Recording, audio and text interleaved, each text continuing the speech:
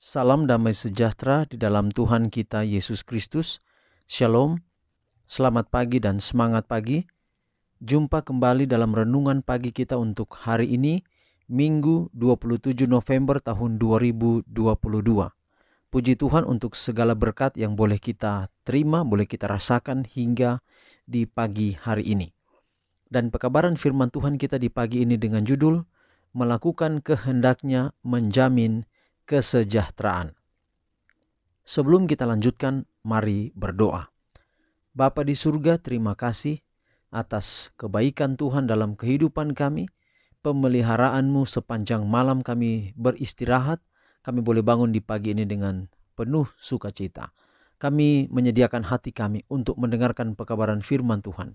Biarlah Roh Kudus menuntun kami, agar pekabaran firman Tuhan di pagi ini dapat menguatkan kami.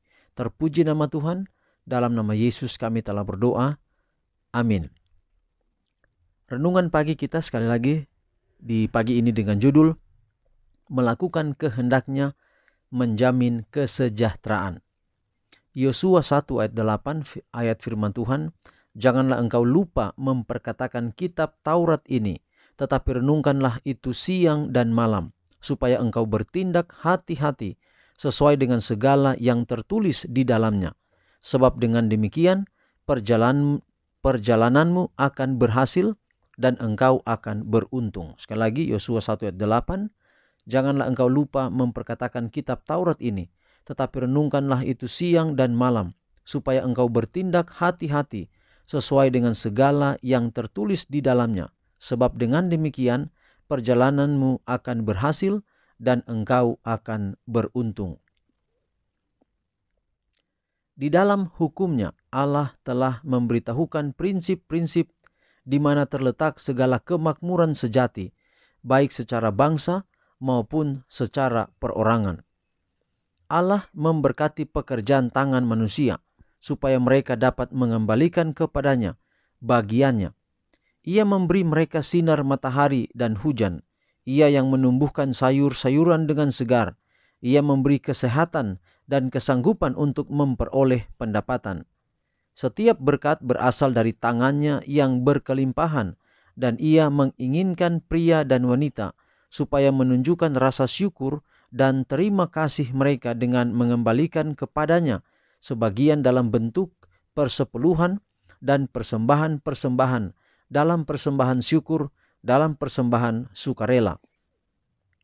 Mereka harus mengabdikan harta mereka kepada pekerjaannya, supaya kebun anggurnya tidak tinggal hampa dan tandus.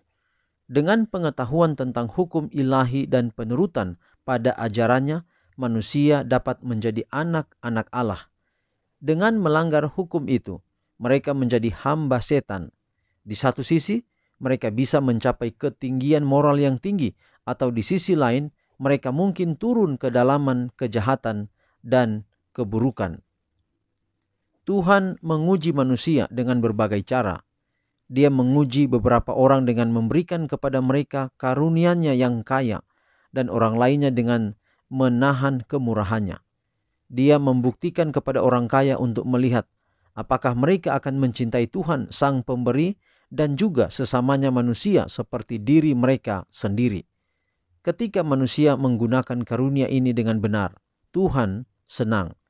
Dia kemudian dapat mempercayainya dengan tanggung jawab yang lebih besar. Ada banyak orang di dunia ini yang ingin mencari kekayaan. Ada orang yang bahkan dia berjuang mati-matian untuk mendapatkan kekayaan. Padahal kita kadang sering lupa bahwa berkat itu datang daripada Tuhan. Kalau kita diberikan kesempatan oleh Tuhan untuk memperoleh kekayaan, pertanyaannya adalah, sanggupkah kita mempertanggungjawabkannya kepada Tuhan? Sanggupkah kita menggunakan berkat yang Tuhan curahkan untuk pekerjaan pelayanannya di atas dunia ini? Atau mungkin secara sederhana, sanggupkah kita menggunakannya dengan sebaik-baiknya? Ini pertanyaan yang perlu kita renungkan. Sebenarnya, melakukan kehendaknya menjamin kesejahteraan. Saya sering katakan kepada anggota-anggota jemaat, kita setia kepada Tuhan, kita dekat dengan Tuhan. Mungkin kita tidak pernah menjadi kaya. Hidup kita seperti itu. Kita harus bersusah-susah membanting tulang. Tetapi kita juga tidak akan pernah meminta-minta. Kita tidak akan pernah jatuh miskin. Seumpama Tuhan memberikan kita kekayaan, maka kita tahu apa yang harus kita lakukan dengan kekayaan yang kita miliki. Kita melihat banyak orang yang beruang, berduit, berharta saat ini. Kita rindu mungkin menjadi seperti mereka. Tapi kesempatan itu tidak pernah kita dapatkan.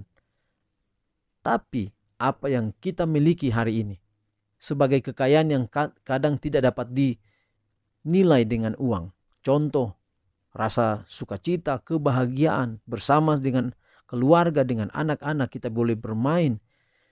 Itu adalah bentuk kekayaan yang tidak dimiliki bahkan orang yang memiliki uang yang banyak sekalipun. Jadi kita perlu bersyukur apa saja yang kita terima setiap hari, apa yang kita alami, apa keadaan kita. Yang paling penting adalah kita syukuri apa yang Tuhan sudah berikan untuk kita. Kalau masih perlu berjuang untuk terus mendapatkan banyak hal di depan, terus berjuang. Asal jangan pernah melupakan Tuhan. Kalau kita melakukan kehendaknya, turut setia kepadanya, Tuhan menjamin kesejahteraan kita.